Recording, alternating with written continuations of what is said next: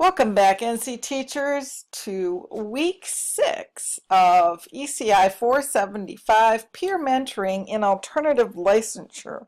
And the peer mentoring really begins this week as you begin to analyze the data that you've collected in your PLCs. I reviewed all of your assessments, and they were great. I was very pleased to see the depth to which you were asking questions, so you'll get a nice cross-section of what the students know and what they don't know. And remember, we want to know that we want a wide range as far as Bloom's taxonomy goes, the skills that they've mastered and not mastered, so that you can come up with a teaching plan, a learning plan, if you will, for your students regarding those standards.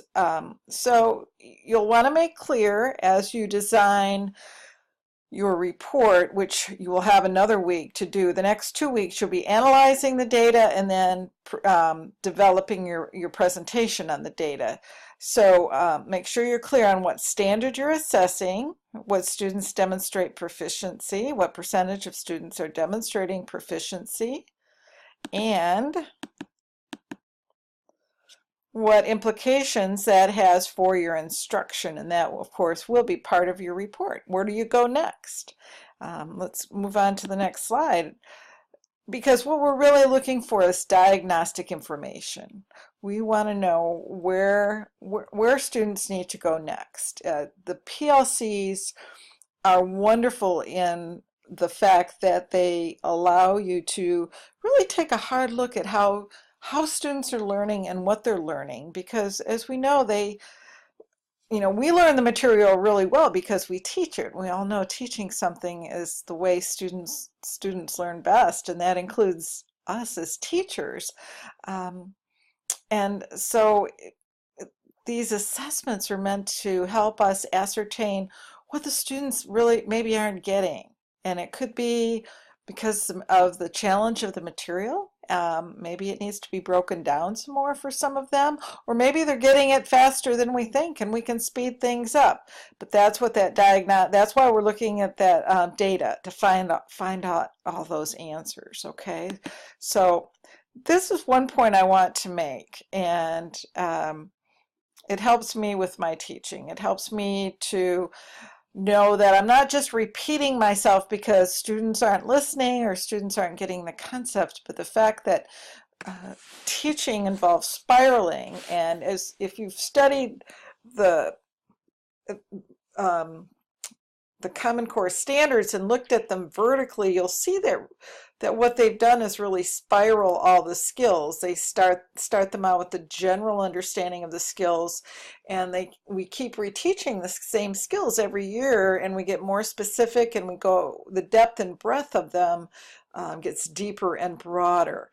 And the same thing goes through the year as we're teaching skills. We're repeating certain ideas. We're repeating concepts that may be tough for the students to grasp one way, and we're showing that to them another way, so that by the end of the year they will have caught all of those concepts. And I love the spiraling idea. We talk a lot about scaffolding and how we will take a lesson and build it upon each other, but spiraling means that you're actually repeating concepts and giving them broader and broader implications, and helping the students expand their thinking in the same general area, if you will. So,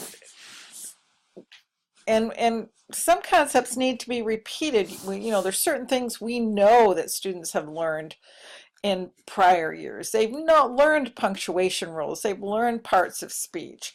They've learned about the Revolution. They should know what the Magna Carta is from prior year lessons, but they need to be reminded, and they need their skills challenged as far as those ideas go, and broadened. And that's where we come in as teachers.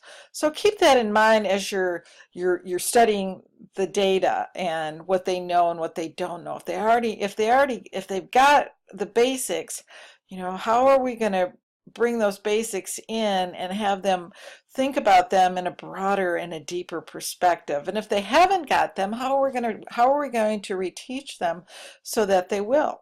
Okay. Um, and our data often will show that concepts need to be retaught and repeated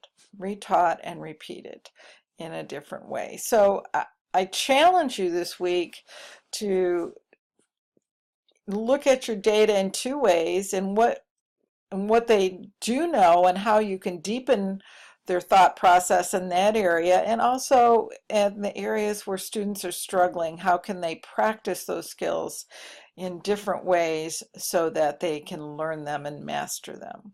I look forward to your discussions again. I appreciate the way you are using the forums. I know it's not the same as being in class and talking back and forth to each other, but you're all very specific and you respond to what other people say before you impart your knowledge and your point of view. And as far as forums go, your discussions are the most genuine, authentic ones that I've seen in a while. So please keep up the good work. Shoot me an email if you have a question or you need to talk, but just take a look at that data this week, and then the following week you'll be planning a way to present it. Okay, so continue to do good work, take care of yourselves, and have a happy Valentine's Day.